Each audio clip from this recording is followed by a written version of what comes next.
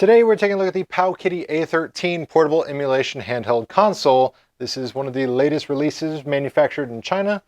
We got a no frills, no thrills package here. Wait a minute. I don't know what's going on here, but we got some interesting kids playing soccer, but it actually just looks like they're hopping around grabbing their crotches. So that's a little interesting graphic on the packaging. But really, no frills, no thrills on the package. Let's go ahead and get it out, see what we have inside. So it's well protected. We've got foam on both sides. The device itself. What else we got in the box? Looks like we have a that's actually USB-C. Yeah, USB-C charging cable, instruction manual, and a QC tag. And checking out the measurements, looks like it is 10 inches across, almost 2.5 inches tall, and right at 7 inches wide. Taking a look at the backside of the console, we have an HDMI out, so we can hook this up to an external TV or monitor, play it on the big screen. We've got two USB ports here for external controllers. We've got our 3.5mm headphone jack. We get our micro SD card. This does come preloaded with 3,000 games. Does support expansion, so you can add your own games. Just pop this card out, put it into your computer, add your games, and put it back in there. We've got our charging port here, and then as well, we have our on and off button. Overall, open it up, clamshell design, and you'll notice, hey, we're missing an arcade stick. Well, that is by design because this little section comes off, joystick comes out, screw it on there.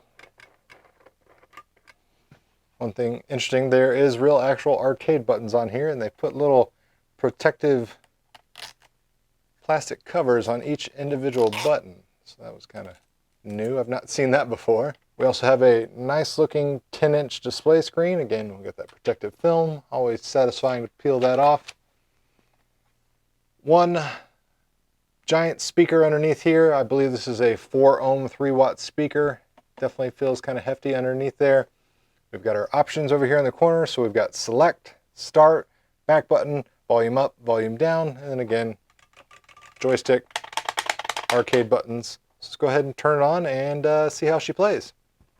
And here we have the familiar user interface. We've seen this on a lot of previous Powkiddy releases. History button is just your previous games that you've played recently.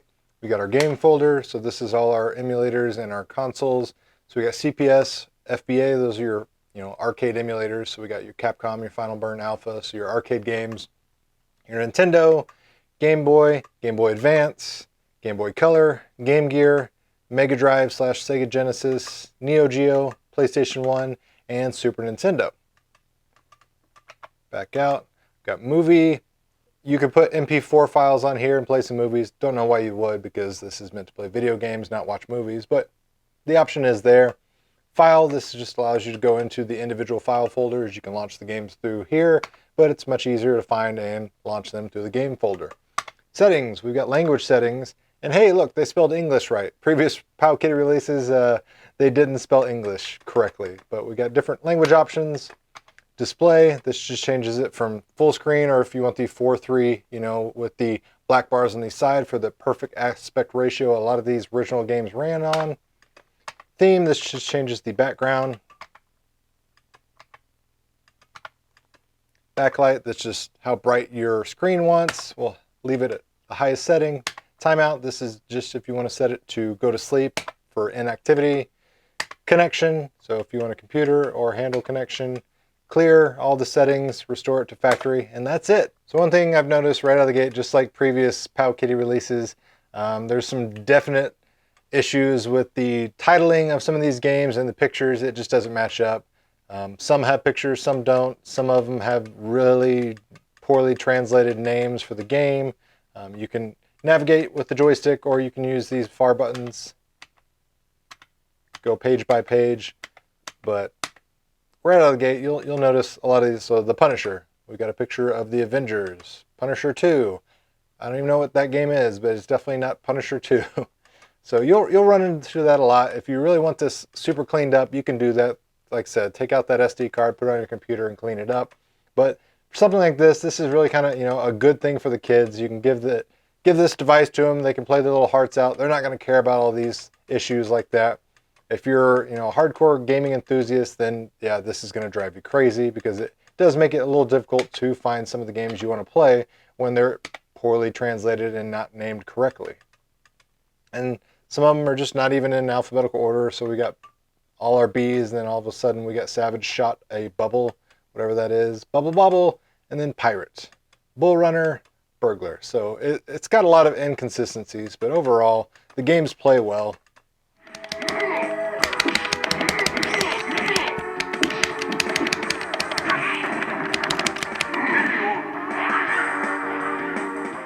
And one cool feature is that it actually runs on Retroarch, so you can back out and you can actually change your input configurations. You can do save states for all your games, you know, convenient stuff like that. Very nice.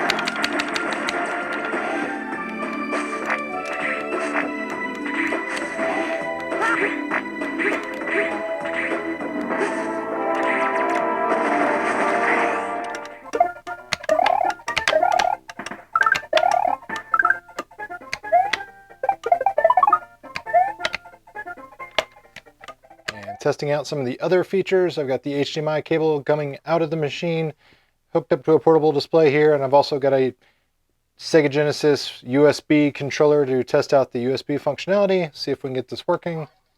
So far I haven't mapped anything or anything like that. I just literally plugged in the USB controller and the HDMI cable, and we should be good to go.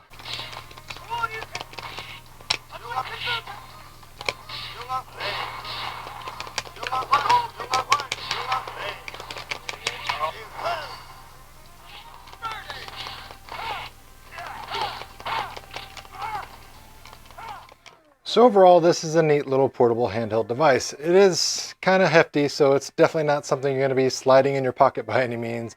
It'll fit in a backpack easily, and I think this will be something definitely a good little, you know, idea, gift for the kids to get them exposed to some awesome retro games. A lot of the emulation works fine on here. You got all sorts of preloaded games, all the heavy hitters that you know and love, and you would expect to see and find, whether it be the console games or the arcade games, and the fact that you can add your own ROMs to it just simply by taking out that micro SD card, putting it on your computer, and then putting it out there. That's fine.